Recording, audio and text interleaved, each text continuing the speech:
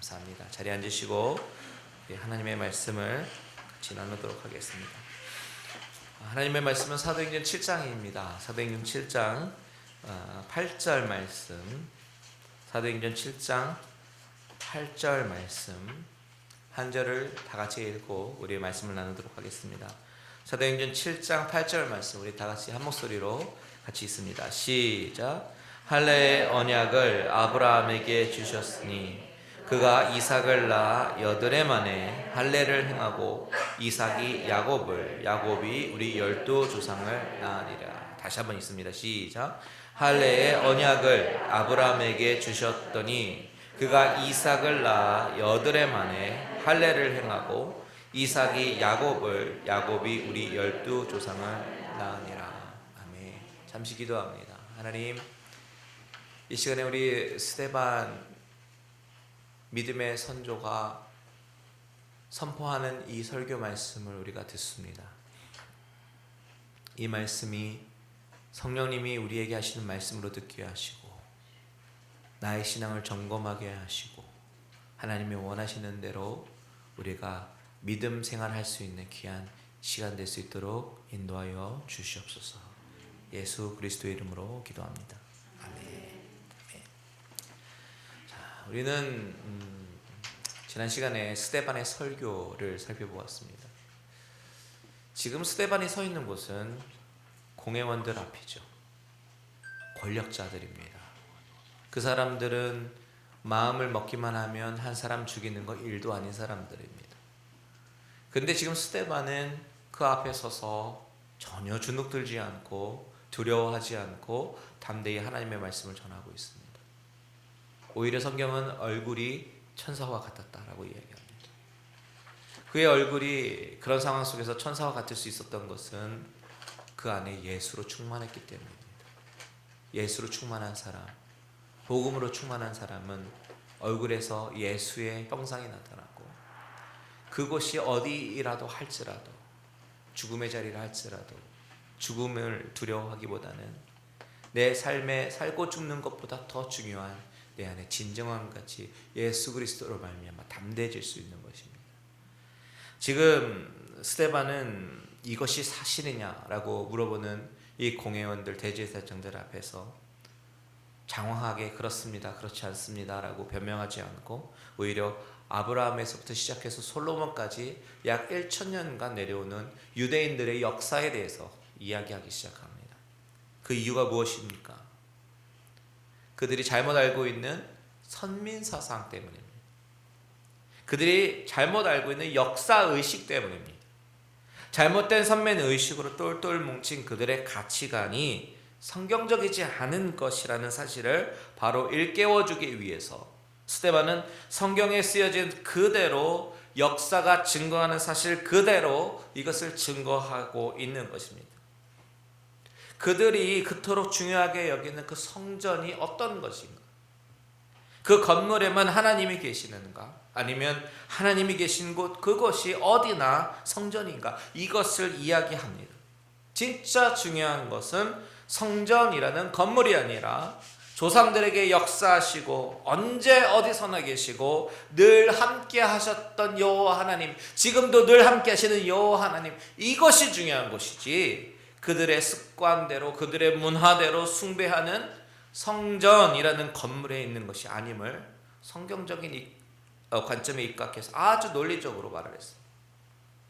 그 유대인들은 어느덧 자신들이 선택받았다라고 하는 이 선민의식으로 가득 차서 굉장한 긍지를 가지고 시나고그라고 불리는 회당 중심, 성전 중심의 신앙생활을 하게 되었지만 정말 정작 중요한 것이 무엇인가라는 그 질문을 던져줌으로써 권력자들에게 충격을 안겨다 준 것이죠.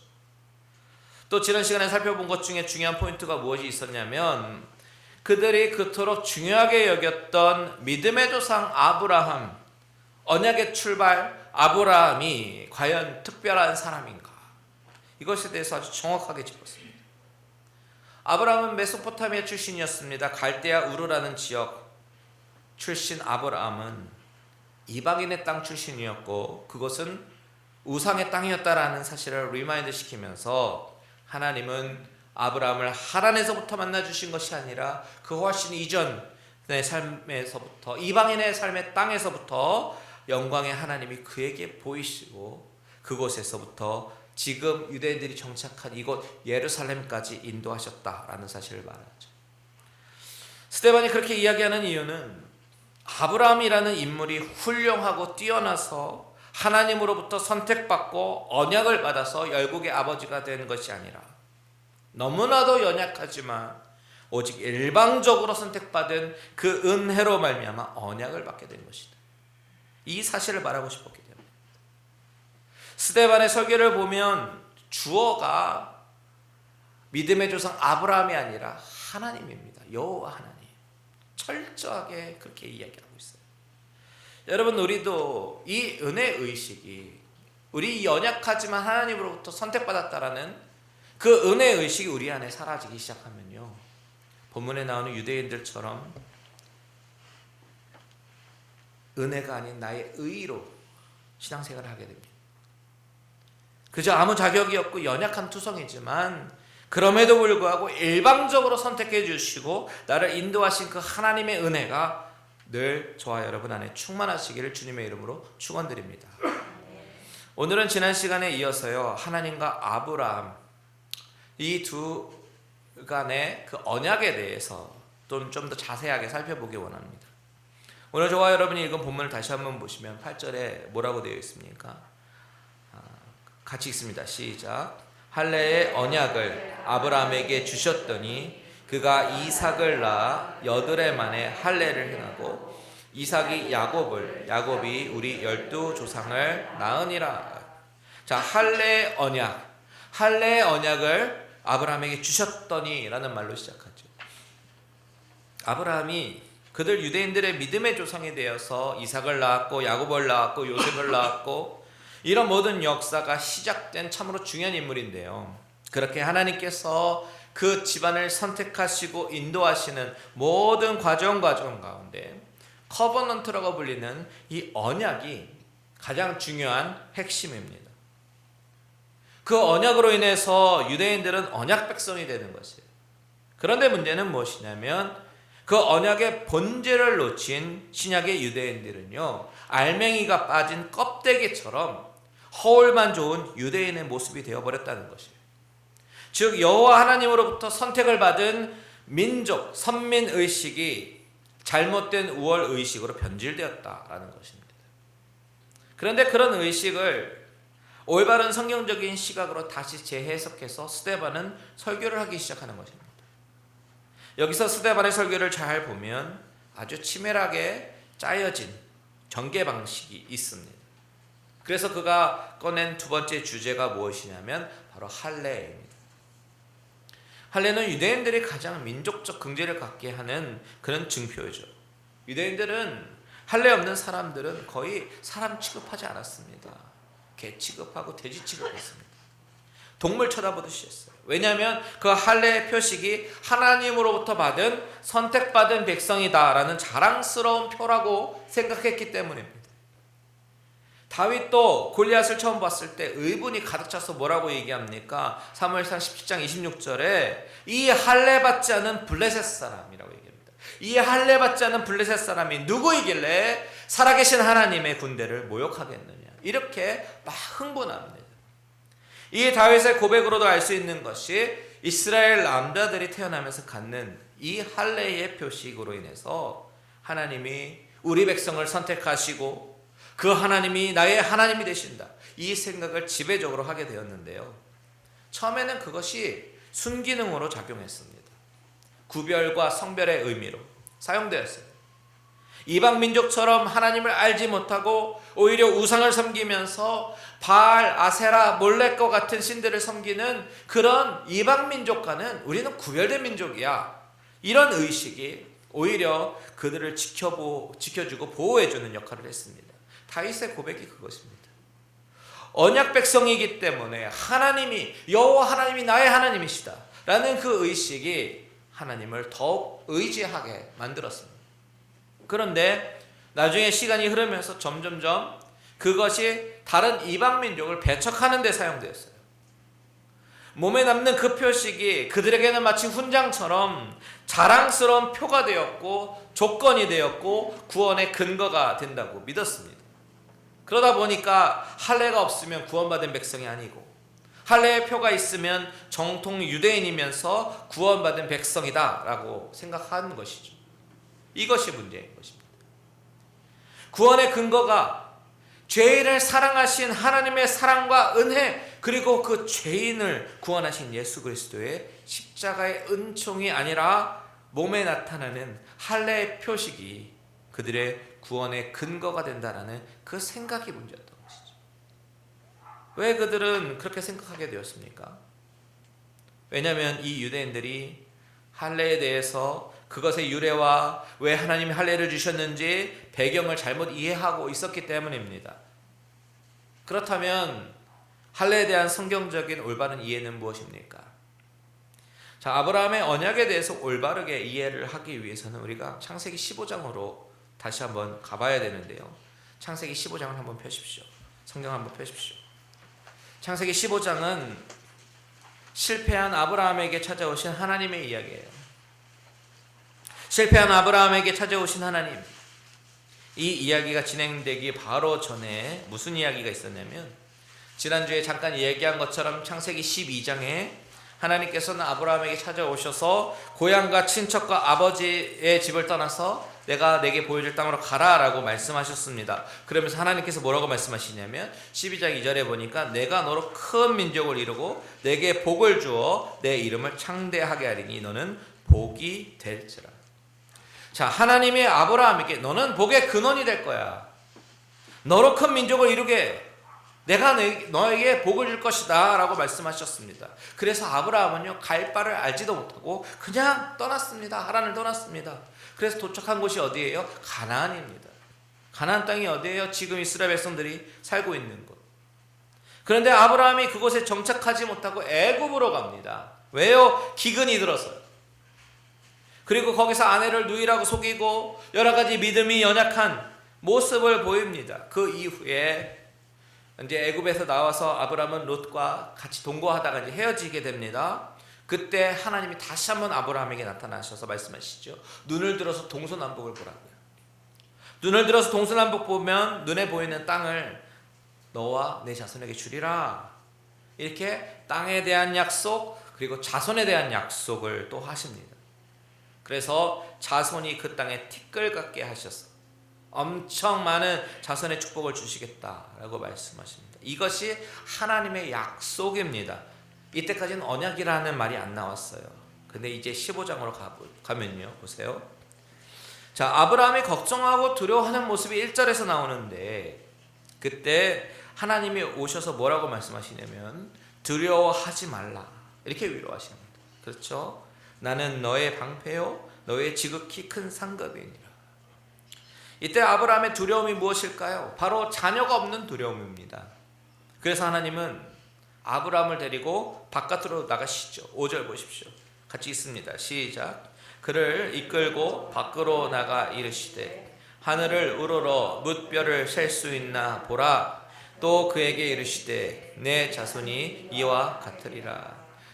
하나님은 느닷없이 하늘을 보여주시면서 저 별들처럼 너의 자손이 이같이 되리라 라고 말씀하십니다. 근데 6절에 보니까 아브라함이 여호와를 믿었고 하나님이 그것을 의로 여기셨다라고 말씀하시죠. 믿음의 조상이라고 불리는 아브라함이 믿음의 조상이라는 타이틀을 얻을 때는 자녀 이삭을 믿음으로 드리는 모습으로만 믿음의 조상이 된 것이 아니에요. 하나님이 가라라고 했을 때 갈 바를 알지 못하고 순종했던 그런 모습, 또한 오늘 이 15장에서 나타나는 것처럼 이렇게 자녀를 주시겠다라고 이야기하셨을 때 그것을 믿는 그 모습, 이 모든 것이 믿음의 본이 되는 모습임을 성경은 증거하고 있습니다. 그런데 그런 믿음의 조상 아브라함의 그 믿음의 수준이 그렇다고 또 너무 대단한 것도 아닙니다. 그렇게 믿었다고 증거하는 구절 바로 뒤에 8절 보십시오. 뭐라고 얘기합니까? 하나님, 그렇다면 내가 이 땅을 소유로 받는다는 것을 어떻게 할까요? 이렇게 물어봅니다. 이 땅이 정말 수많은 별들과 같은 내 자손이 살 땅인지 그것을 어떻게 증표로 아느냐라는 것입니다. 바로 그때 하나님께서 언약을 하십니다. 여기서 우리는 이 언약의 방식을 한번 주목해 봐야 됩니다. 9절과 10절 한번 읽겠습니다. 시작. 여호와께서 그에게 이르시되 나를 위하여 3년 된 암소와 3년 된 암염소와 3년 된 숫양과 산비둘기와 집비둘기 새끼를 가져올지니라. 아브라함이 그 모든 것을 가져다가 그 종간을 쪼개고 그 쪼갠 것을 마주 대하여 놓고 그 새는 쪼개지 아니하였으니. 자, 하나님께서 동물을 가져오라라고 말씀하십니다. 3년 된 암소, 암염소, 숫양, 산비둘기, 집비둘기. 그리고 새를 제외한 이 동물들을 어떻게 했다고 이야기합니까? 중간을 쪼개었다. 그리고 그 쪼갠 것을 마주 대했다라고 말을 하죠. 자, 두 동물을 쪼갰다라고 하는 것은요, cut in half, 반으로 잘랐다는 이야기예요. 동물을 반으로 자르기 위해서 어떻게 해야 됩니까? 죽여야 합니다. 그리고 피를 흘려야 돼요. 그리고 쪼개낸 것을 가지고 마주 보게끔 마주 대하게 놓았습니다. 그리고 그것을 가지고 17절 한번 보십시오. 17절 시작. 해가 져서 어두울 때에 연기나는 화로가 보이며 타는 횃불이 쪼갠 고기 사이로 지나더라. 횃불이 지나갔다라는 표현이 있죠. 그 당시 고대 근동에서요, 언약의 방식은 동물을 피를 흘려 죽게 하고 반으로 나눠서 계약자의 쌍방이 두 사람이 그 죽은 동물 사이를 왔다 갔다, 그 사이를 왔다 갔다 했다고 합니다. 이것이 말하자면 계약서의 맨 마지막에 사인을 하는 행위예요. 왜 이런 행동을 할까요? 이 계약의 효력은 누구든지 이 계약을 깨는 사람은 이 쪼개어진 동물처럼 죽게 될 것이다. 이렇게 약속하는 것입니다. 지금 이 계약은, 그런데 오늘 본문에 있는 이 계약은 그 당시에 흔히 했던 사람과 사람과의 계약이 아니잖아요. 하나님과 인간이 하는 계약입니다. 아브라함이 동물을 쪼개놓고 하나님이 횃불로 임하셔서 지나가시는 것입니다. 하나님이 직접 횃불로 나타나셔서 이 계약서에 사인하고 계시는 장면이 바로 창세기 15장의 이야기예요. 여러분, 이 그림이 보여주는 메시지가 무엇일까요? 하나님이 얼마나 확고하게 계약을 주도하시는가, 이것을 보여주고 계시는 것입니다. 강력한 메시지입니다. 그런데 문제는 아브라함이 어떤 사람이냐면 아무리 기다려도 하나님이 자식을 안 주신단 말이죠. 그래서 어떻게 합니까? 몸종 하갈을 통해서 이스마엘을 낳습니다. 하나님이 주신다고 했는데 그 믿음으로 하나님의 힘으로 낳는 것이 아니라 자신의 힘으로 아들을 낳습니다. 바로 이것이 믿음의 조상 아브라함의 현실입니다. 하나님이 그렇게 강력하게 의지를 표명했는데요, 아브라함은 자신의 방법대로 자녀를 낳습니다. 그리고 16장 16절 한번 보십시오. 하갈이 아브라함에게 이스마엘을 낳았을 때 나이가 몇 세라고 얘기하죠? 86세. 그리고 바로 그 다음 절 17장 1절에는 뭐라고 합니까? 아브라함이 몇 세 때? 99세 때 하나님께서 나타나셨습니다. 13년이나 공백이 있어요. 하나님이 13년 동안 침묵하셨다라는 사실.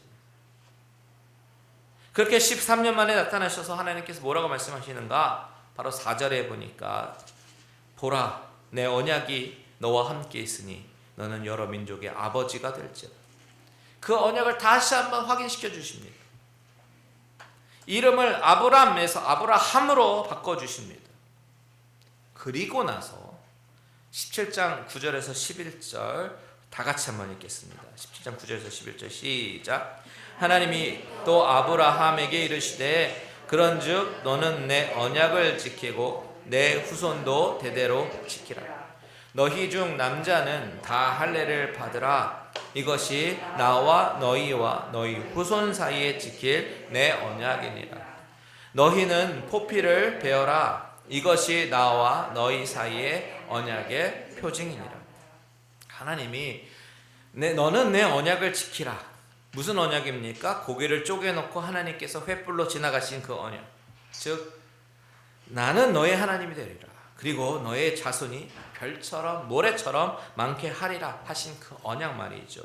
그러면서 뭐라고 말씀하시냐면 포피를 베어라. 자녀를 번성시키는 중요한 생식기의 끝에 살을 잘라버리는 이 행위는 상징적으로 죽음을 의미합니다. 동물을 쪼개었을 때 동물이 죽을 수밖에 없었던 그 죽음을 의미하는 것처럼 살을 잘라버리면서 상징적으로 죽음을 나타냅니다. 그런데 그 살은 다른 것도 아니고 자녀를 번식하는 데 중요한 생식기 살을 잘라버리는 거예요. 무슨 말입니까? 너희의 육체는 상징적으로 죽었다라는 얘기예요.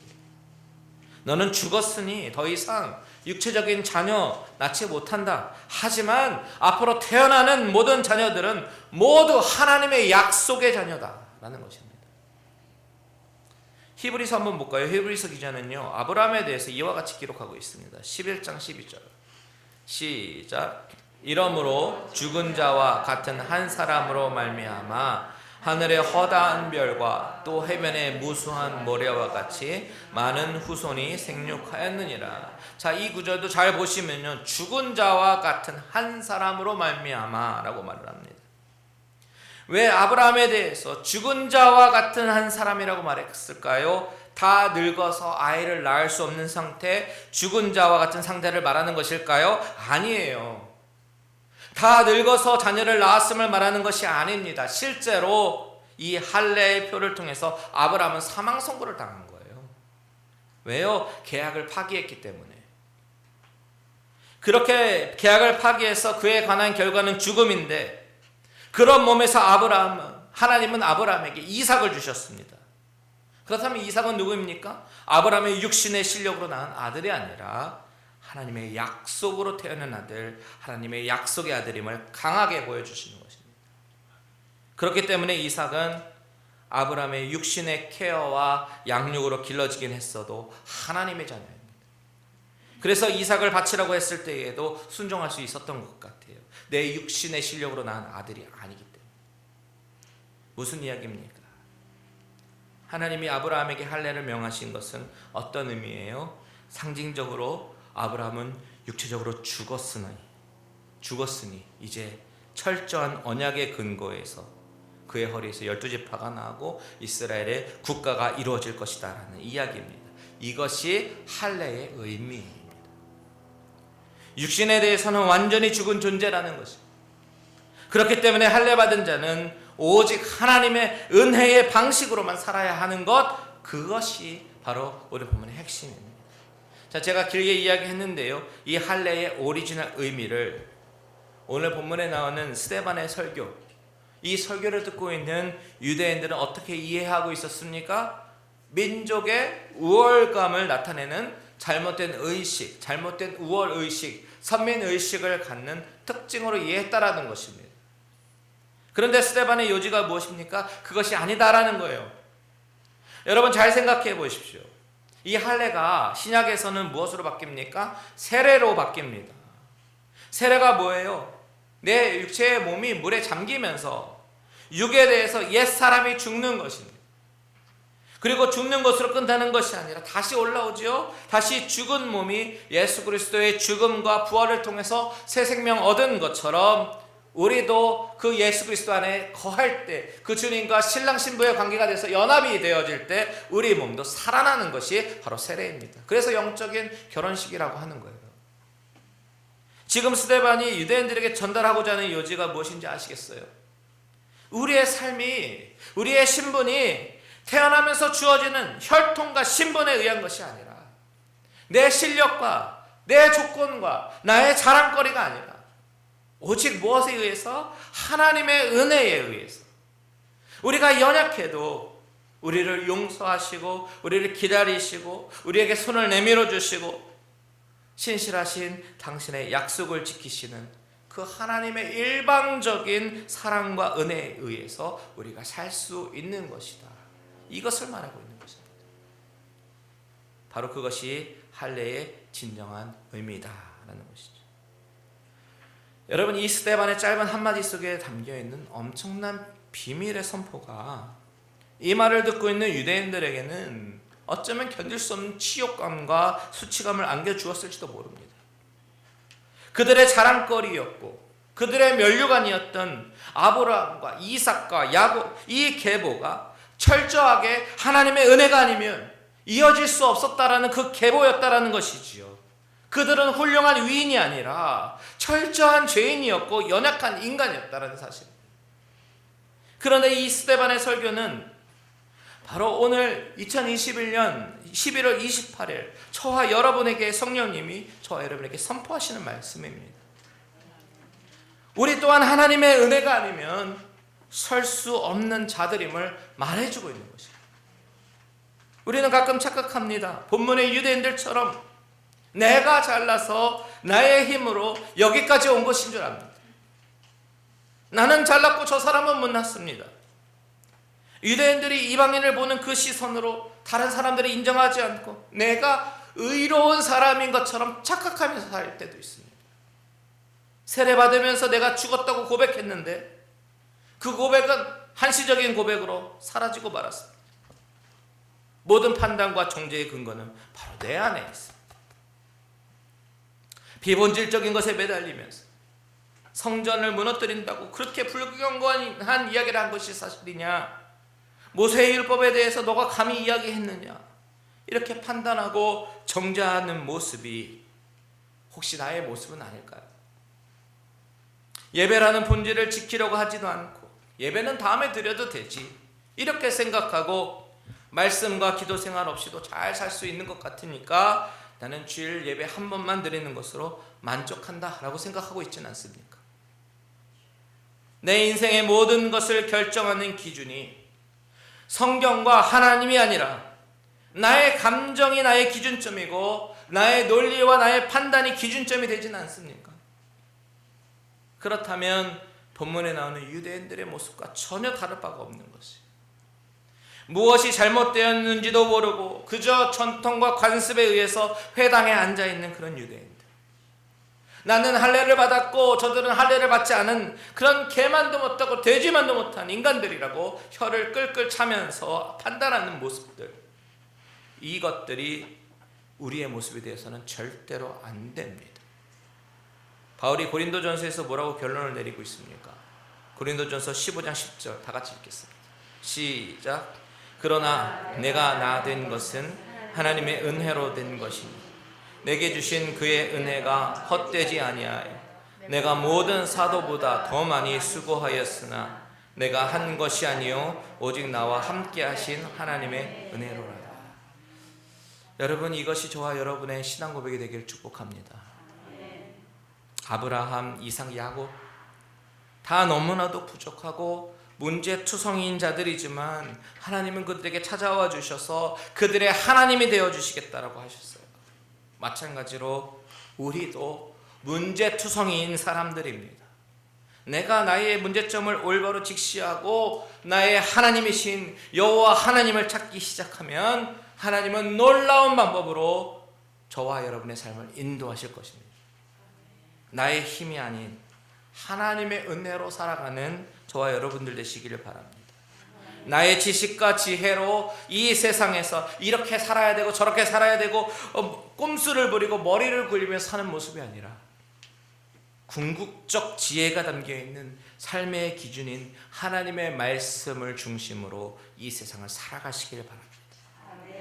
그렇게 살아가기를 소원하고 한 걸음 한 걸음 하나님을 의지하며 나아갈 때 하나님이 나의 하나님이 되셔서 가장 선하고 좋은 길로 인도하실 줄 믿습니다.